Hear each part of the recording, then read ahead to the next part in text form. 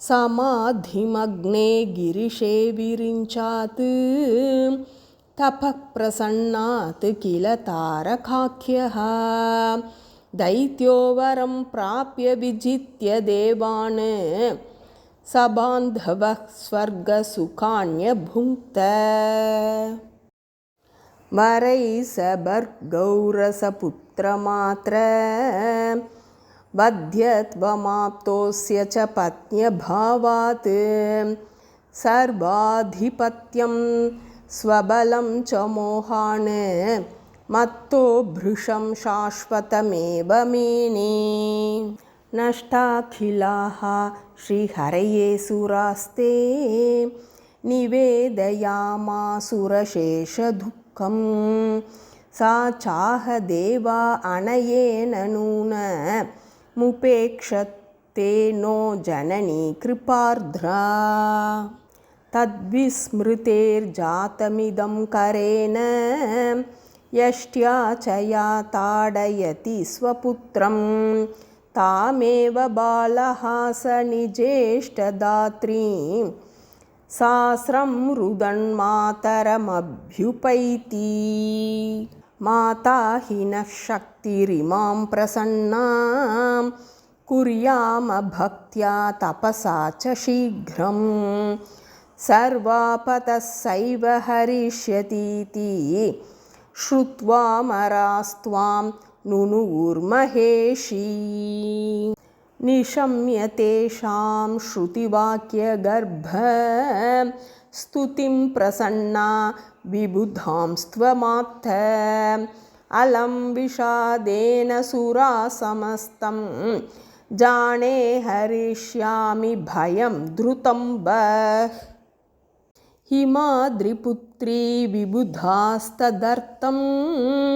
जायेत गौरी मम शक्तिरेका सा च प्रदेया वृषभध्वजाय तयो सुतस्तं दितिजं च हन्यात् इत्थं निशम्यास्तभयेषु देवे श्वभ्यर्थिता देवी हिमाचलेन त्वं वर्णयन्ती निजतत्त्वमेभ्यः प्रदर्शयामासित विश्वरूपं सहस्रशीर्षं च सहस्रवक्त्रं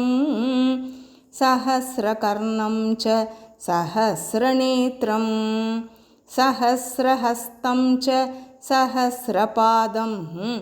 अनेकविद्युत् प्रभमुज्ज्वलं च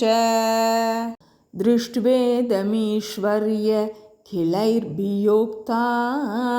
त्वं चोपसंहृत्य विराट् स्वरूपं कृपावती स्मेरमुखी पुनश्च निवृत्तिमार्गं गिरये न्यगादीः उक्त्वाखिलं संसृतिमुक्तिमार्गं सुरेषु पश्यत्सु तिरोदधात श्रुत्वाद्रिमुख्यास्तव गीतमुच्चैर्देवा जपध्यानपरा बभूवुः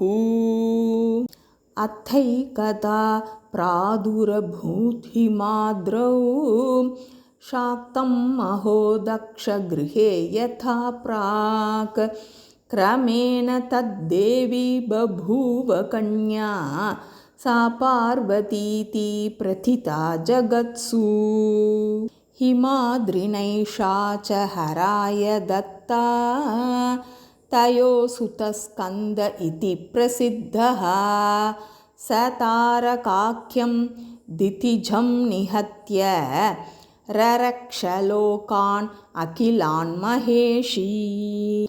दुर्वाससशापबलेन शक्रो नष्टाखिल श्रीर्वचनेन विष्णोः क्षीरोदधिं सासुरदेवसङ्गो मम तस्मादुदभूच लक्ष्मीः